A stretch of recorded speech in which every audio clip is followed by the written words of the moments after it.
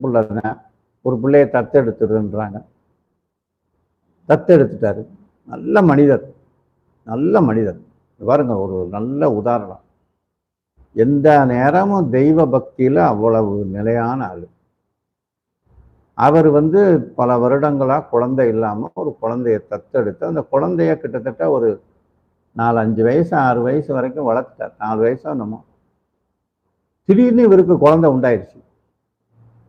இந்த குழந்தை பிறக்கிற நேரம் இந்த ஹாஸ்பிட்டல்னால ஏதோ பிரச்சனையோ அல்லது இந்த அம்மாவுக்கு என்ன பிரச்சனையோன்னு தெரியல, குழந்தை தப்பிச்சிடுது. இந்த பிறந்த குழந்தை இவர் கைக்கு வந்துருச்சு. அந்த தாய் இறந்து போகுது. எப்படி இருக்கும் நிலைமை நினைச்சு பாருங்க. சொந்தமா குழந்தை கிடைச்சிருச்சு, தாய் இல்லை. இப்ப அந்த குழந்தைய அவர் வளர்த்துக்கிட்டு இருக்காரு. இந்த ஸ்வீகாரமா எடுத்தார் பாருங்க, அந்த குழந்தைய